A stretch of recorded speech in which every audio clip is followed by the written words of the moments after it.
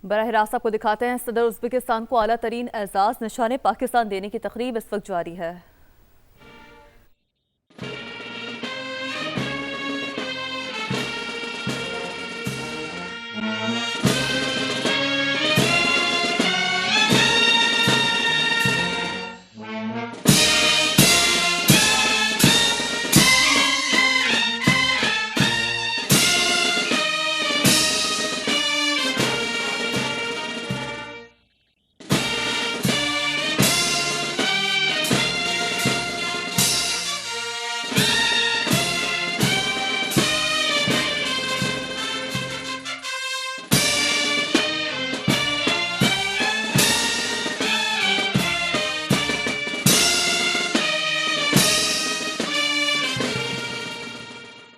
Bismillahirrahmanirrahim. Mr. President, may I request your permission to begin the proceedings of the special investiture ceremony? Janob Prezident, maxsus taqdirlash marosimini boshlashga ijozat berishingizni so'raymiz. Thank you, sir. I now request Qari Ehsanullah Kakar Sahib for recitation from the Holy Quran. Muqaddas Qur'ondan tilovat qilish uchun Qori Ehsonulloh Kakarni taklif etamiz. أعوذ بالله من الشيطان الرجيم بسم الله الرحمن الرحيم قل اللهم مالك الملك تؤتي الملك من تشاء وتعز ممن تشاء وتذل ممن تشاء بيدك الخير إنك على كل شيء قدير تولج الليل في النهار وتولج النهار في الليل وتخرج الحي من الميت وتخرج الميت من الحي وترزق من تشاء بغير حساب. In the name of Allah, the most beneficent, the most merciful. Say, O Allah, honor of sovereignty. You give sovereignty to whom you will, and you take sovereignty away from whom you will. You honor whom you will, and you humble whom you will. In your hand is all good. Indeed, you are over all things competent. You cause the night to enter the day, and you cause the day to enter the night. And you bring the living out of the dead, and you bring the dead out of the living. And you give provision to whom you will, without account.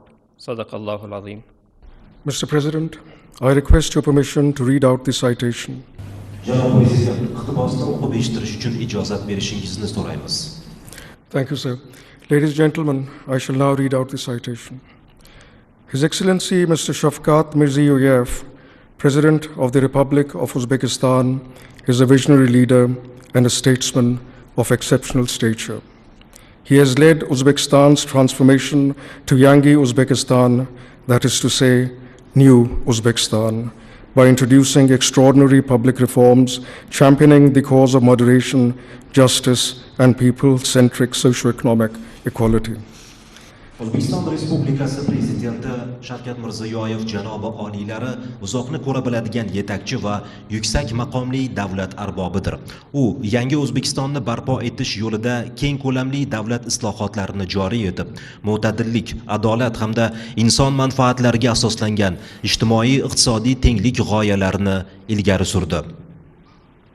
Under His Excellency's astute guidance, the Republic of Uzbekistan has emerged as a beacon of peace, stability, prosperity, and development in Central Asia. His tireless efforts for regional integration and advocacy for a just and lasting resolution of all unresolved global disputes based on international law and diplomacy have earned him profound international acclaim and recognition. Janobi oliylari tomonidan olib borilgan dono rahbarlik ostida O'zbekiston Respublikasi Markaziy Osiyoda tinchlik, barqarorlik, farovonlik va taraqqiyot timsoliga aylandi. Uning mintaqaviy integratsiya yo'lidagi tinimsiz sa'y-harakatlari, shuningdek, xalqaro huquq va diplomatiya asosida barcha dolzarb global nizolarni adolatli va barqaror hal etish tarafdori sifatidagi faoliyati unga yuksak xalqaro e'tirof va hurmat keltirdi. His Excellency has been a strong proponent of enhancing inter-regional connectivity between Central and South Asia, advancing a vision of closer economic integration, sustainable development, and shared prosperity.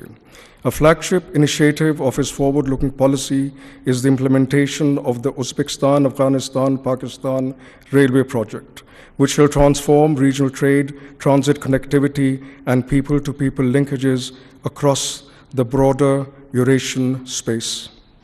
Janobi oliylari Markaziy va Janubiy Osiyo o'rtasidagi mintaqalararo bog'liqlikni kuchaytirish, yaqin iqtisodiy integratsiya, barqaror rivojlanish va umumiy farovonlikni ta'minlash tarafdori bo'lib kelmoqda. Uning istiqbolli siyosatining muhim tashabbuslaridan biri O'zbekiston, Pokiston temir yo'li loyihasini amalga oshirish bo'lib, u Yevroosiyo keng makonida mintaqaviy savdo, tranzit aloqalari va xalqlar o'rtasidagi bog'liqlikni tubdan o'zgartiradi. His Excellency has been a steadfast and resolute friend of Pakistan. By virtue of his personal engagement and visionary leadership, the bilateral relations between Pakistan and Uzbekistan have been further strengthened across numerous fields, encompassing economic cooperation, trade, defense, education, culture, and people-to-people contacts. Janobi oliylari Pokistonning sobit va ishonchli do'sti hisoblanadi. Uning shaxsiy sa'y-harakatlari va uzoqni ko'ra biladigan rahbarligi tufayli Pokiston va O'zbekiston o'rtasidagi ikki tomonlama munosabatlar, iqtisodiy hamkorlik, savdo va bog'liqlik, mudofaa, ta'lim, madaniyat hamda xalqlar o'rtasidagi aloqalar kabi ko'plab sohalarda sezilarli darajada mustahkamlandi. As a result of these focused efforts, bilateral relations between the two brotherly nations have been elevated to the level of strategic partnership, reflecting a new age of trust, depth, and mutual understanding. Mazkur sa'y-harakatlar natijasida ikki qardosh xalq o'rtasidagi ikki tomonlama munosabatlar strategik sheriklik darajasiga ko'tarildi. Bu esa ishonch, chuqur mazmunli hamkorlik va o'zaro tushunishning yangi davrini ifodalaydi.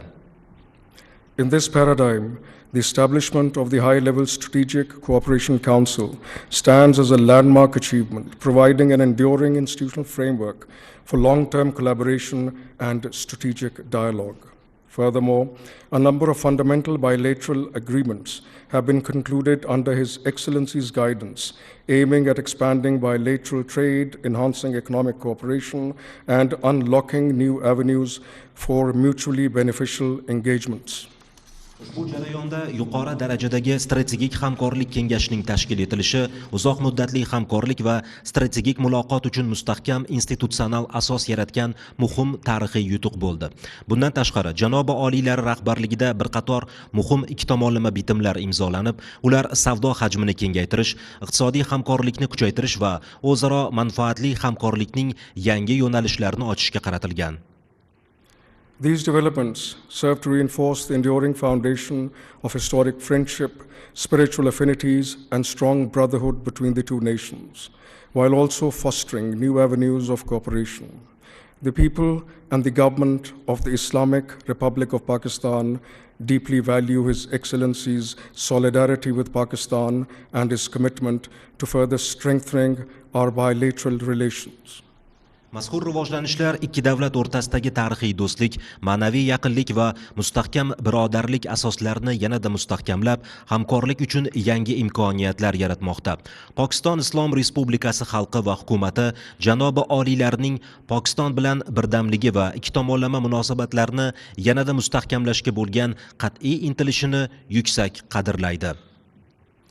in recognition of his remarkable statesmanship and enduring contributions for further cementing relations between Pakistan and Uzbekistan, coupled with his untiring efforts for the promotion of regional and international peace, the President of the Islamic Republic of Pakistan has been pleased to confer upon His Excellency Mr. Shafkat Mirziyoyev, President of the Republic of Uzbekistan, the highest award of Nishan-e-Pakistan as a symbol of profound respect, admiration, and friendship from the people and government of the Islamic Republic of Pakistan. Pokiston va O'zbekiston o'rtasidagi munosabatlarni mustahkamlashdagi ulkan davlat arbobligi va barqaror hissasi, shuningdek, mintaqaviy va xalqaro tinchlikni targ'ib etish yo'lidagi tinimsiz sa'y-harakatlarni e'tirof etgan holda, Pokiston Islom Respublikasi Prezidenti, O'zbekiston Respublikasi Prezidenti Shavkat Mirziyoyev janobi oliylarni Pokiston Islom Respublikasi xalqi va hukumati nomidan chuqur hurmat, ehtirom va do'stlik ramzi sifatida mamlakatning eng oliy mukofoti Nishoni Pokiston ordeni bilan taqdirlash sharafiga muyassar bo'ldilar.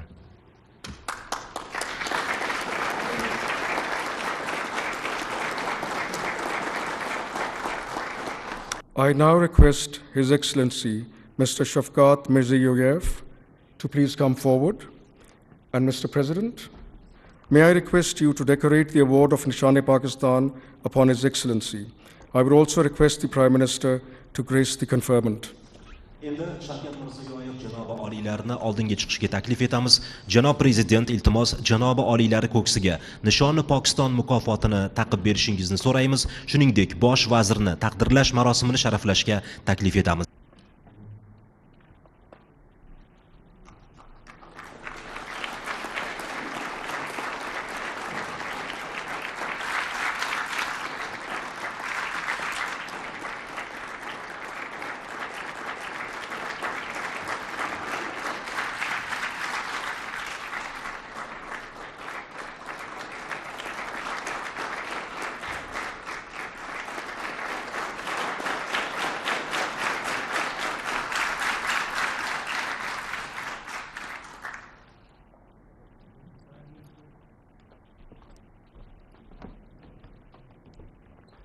Mr. President, may I please have your permission to close the investiture ceremony? Janob Prezident, taqdirlash marosimini yakunlash uchun सदर उज़्बेकिस्तान को आला तरीन एजाज़ निशान पाकिस्तान देने की ये तकरीब है। आप मुलाहिज़ा करें, सदर मुमलिकत आसिफ अली ज़रदारी मुअज़्ज़ज़ मेहमान को निशान पाकिस्तान उनकी जानिब से दिया जा रहा है और उज़्बेकिस्तान के सदर शौकत मिर्ज़ियोयेव जिन्हें आला तरीन एजाज़ निशान पाकिस्तान देने की ये तकरीब है। मनाज़िर हम आपको दिखा रहे हैं। मुअज़्ज़ज़ मेहमान का शाया निशान इससे पहले इस्तक़बाल भी किया गया और निशान पाकिस्तान आला तरीन एजाज़ उन्हें दिया गया है। ये विजुअल्स हैं, आप देख सकते हैं कि गुलदस्ता बच्चे की जानिब से पेश किया गया और मनाज़िर हम आपको दिखा रहे हैं।